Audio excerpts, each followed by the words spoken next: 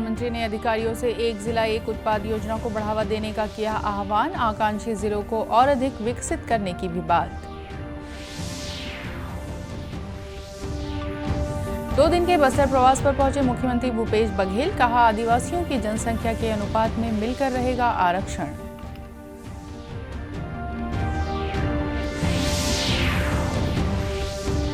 स्वास्थ्य मंत्री टीएस सिंहदेव ने अंबिकापुर जिले के गोधानपुर में प्रदेश के पहले हमर क्लिनिक का किया उद्घाटन।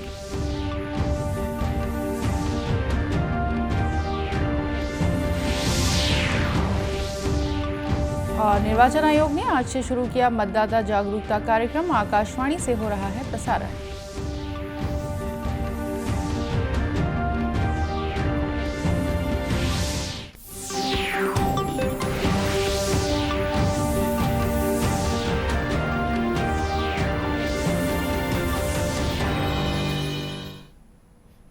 नमस्कार, आप देख रहे हैं दूरदर्शन समाचार। मैं हूं रेहाना। अब समाचार विस्तार से। प्रधानमंत्री नरेंद्र मोदी ने कल नई दिल्ली में सहायक सचिव कार्यक्रम 2022 के समापन सत्र को संबोधित किया। भारतीय प्रशासनिक सेवा के 2020 बैच के अधिकारियों से बात करते हुए प्रधानमंत्री ने कहा कि अमृतकाल में विकसित भारत के लक्ष्य की प्राप्ति सुनिश्चित करने में अधिकारियों की अहम भूमिका है। अधिकारियों को अमृतकाल में देश की सेवा करने और पंच प्रण के लक्ष्य को प्राप्त करने का अवसर मिला है। इस बातचीत में प्रधानमंत्री ने एक जिला एक उत्पाद योजना को बढ़ावा देने और आकांक्षी जिलों को और अधिक विकसित करने का आह्वान किया। उन्होंने अधिकारियों से एक जिला एक उत्पाद पर ध्यान केंद्रित करते हुए अपने जिले के उत्पादों के निर्यात के अवसर तलाशने को कहा है। मुख्यमंत्री भूपेश बघेल 2 दिन के बस्तर प्रवास पर जगदलपुर पहुंच गए हैं। जगदलपुर में उन्होंने माता दंतेश्वरी के मंदिर पहुंचकर दर्शन पूजन किया। बाद में वे बस्तर दशहरा से जुड़े मोरिया दरबार में शामिल हुए। इस दौरान उन्होंने विभिन्न विकास कार्यों का लोकार्पण और भूमि पूजन भी किया। मुख्यमंत्री ने अपने भाषण में आरक्षण से जुड़े उच्च न्यायालय के फैसले का उल्लेख करते हुए कहा कि आदिवासियों की जो जनसंख्या है उसके अनुपात में आरक्षण मिलकर रहेगा। अनुसूचित जाति हो चाहे अनुसूचित जनजाति हो, आदिवासी हो या हमारे अनुसूचित जाति के लोग हो, चाहे पिछड़े वर्ग के लोग हो, उसके हितों के रक्षा के लिए हमेशा तत्पर हैं। आज मैं कहना चाहता हूँ, इसके लिए जहाँ आदिवासियों के जो जनसंख्या है, जो बाबा साहब अम्बेडकर ने संविधान में व्यवस्था कर दी है, वो आरक्षण मिलते रहेगा। मैं इसमें सरकार में बात कर रहा हूँ। मुख्यमंत्री ने बस्तर दशहरा के आयोजन से जुड़े सदस्यों की पोशाक के लिए 5 लाख रुपए देने की घोषणा की। वहीं तोकापाल शासकीय महाविद्यालय का नामकरण शहीद हरचंद और बकावंड शासकीय महाविद्यालय का नामकरण जरकरण भत्रा के नाम पर करने की घोषणा की है।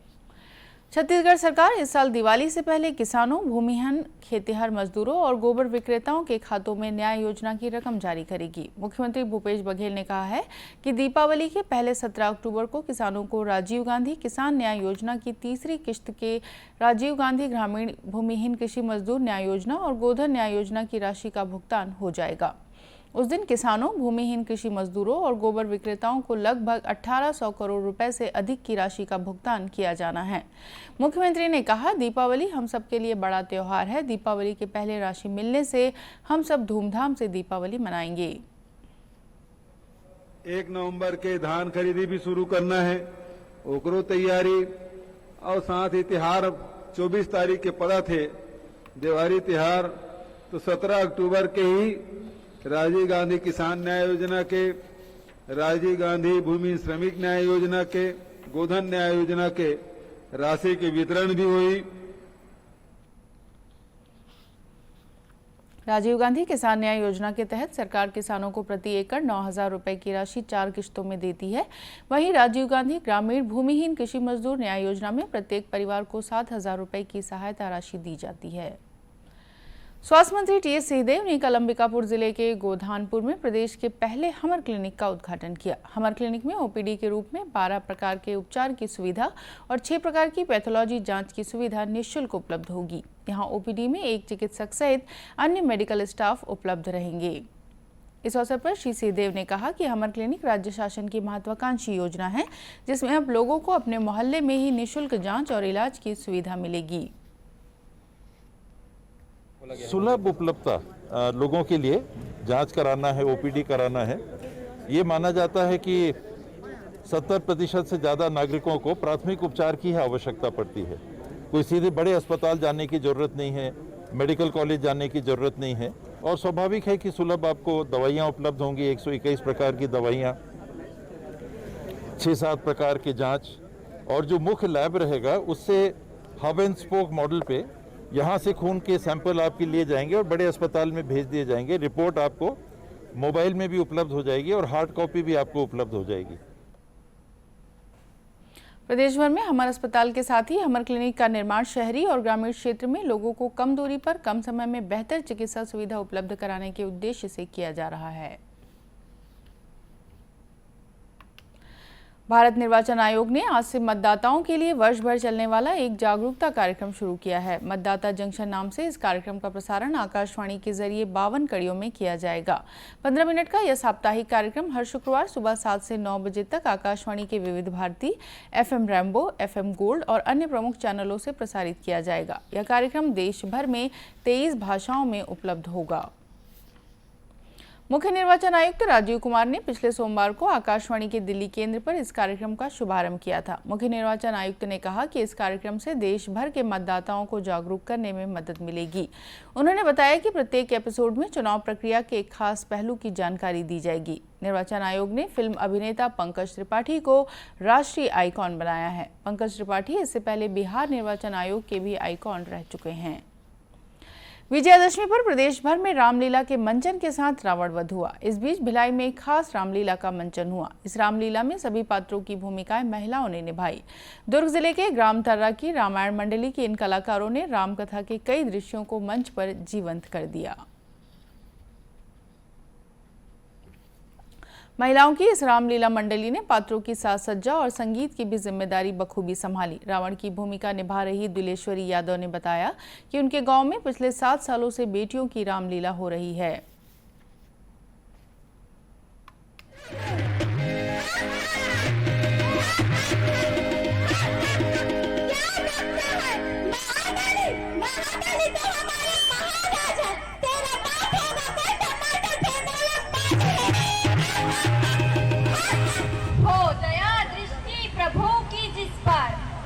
उसको क्या कठिनाई है, पल में सुमेरु को चूर्ण करे, मानो पर्वत की राई है।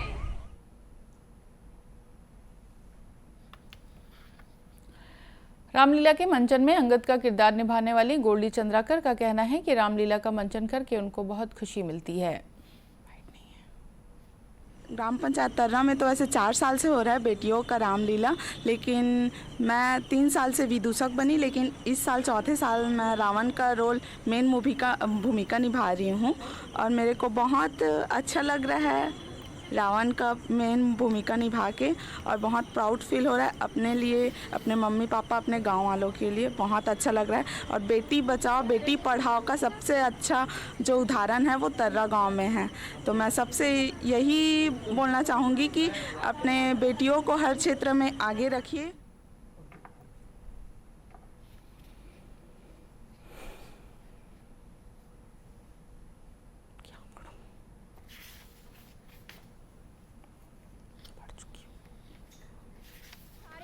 लड़कियां हैं और इसमें इस साल तो किरदार रावण की तरफ भी किरदारों की संख्या बढ़ी है और राम की तरफ भी किरदारों की संख्या बढ़ी है। जैसे कि रावण की तरफ मेघनाथ, विभीषण और हमारे तरफ राम की तरफ लव कुश और शंकर जी और माता पार्वती, इन किरदारों की संख्या बढ़ी है। और हम लोग को मतलब ये 4 साल हो गए हम लोग को करते हुए, जिसमें हम लोग को बहुत खुशी मिलती है कि लड़कियाँ जो रामलीला का कार्यक्रम है उसमें मंचन मतलब लड़कियाँ कर रही है, करके बहुत खुशी मिलती है। कोरोना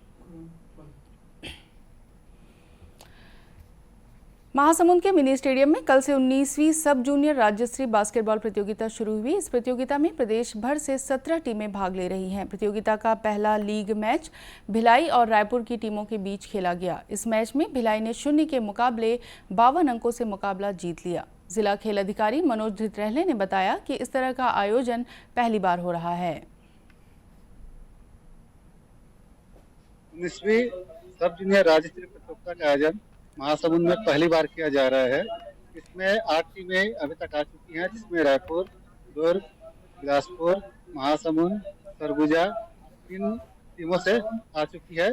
इसका उद्देश्य यह है कि महासमुंद में बास्केटबॉल को अधिक से अधिक पॉपुलर करने के लिए, खिलाड़ियों को आगे बढ़ाने के लिए, खिलाड़ियों को राष्ट्रीय स्तर पर प्लेटफॉर्म देने के लिए आयोजन की तैयारी की गई। आयोजन को लेकर खिलाड़ियों में भी उत्साह है। भिलाई से आई पी अंतरा राव ने बताया कि इस प्रतियोगिता से उन जैसे खिलाड़ियों को बहुत कुछ सीखने को मिलेगा। ऐसे सब टूर्नामेंट करने से हम लोग आगे जाएंगे और हम लोग को बहुत कुछ सीखने मिलेगा। इससे हमारा सिलेक्शन भी होगा नेशनल के लिए। तो ऐसे सब टूर्नामेंट से हम लोग को बहुत चीज देखने को भी मिलेगा और सीखने को भी मिलेगा। राज्य स्तरीय बास्केटबॉल प्रतियोगिता से राष्ट्रीय बास्केटबॉल प्रतियोगिता के लिए 24 बालक 24 बालिकाओं का चयन किया जाना है, जो दिसंबर माह में हिमाचल प्रदेश में आयोजित राष्ट्रीय बास्केटबॉल प्रतियोगिता में भाग लेंगे। अब कुछ खबरें जिलों से।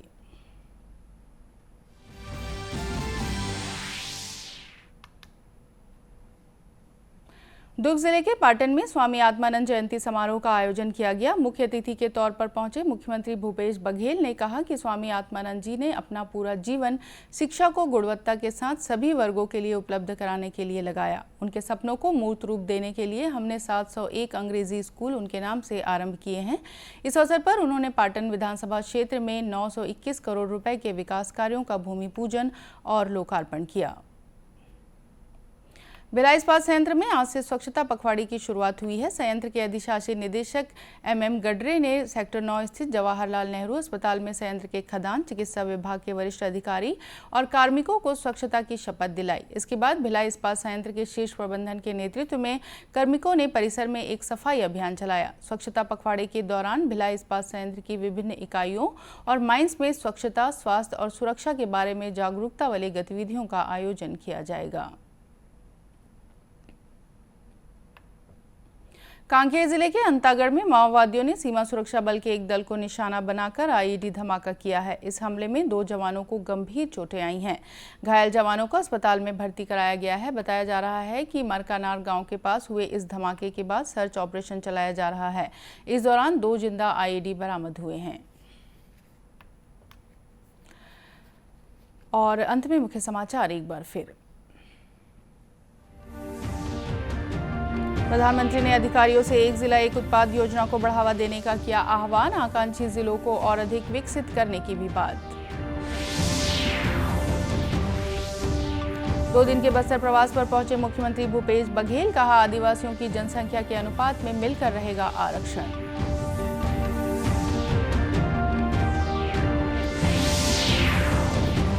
स्वास्थ्य मंत्री TS सिंहदेव ने अंबिकापुर जिले के गोधानपुर में प्रदेश के पहले हमर क्लिनिक का किया उद्घाटन।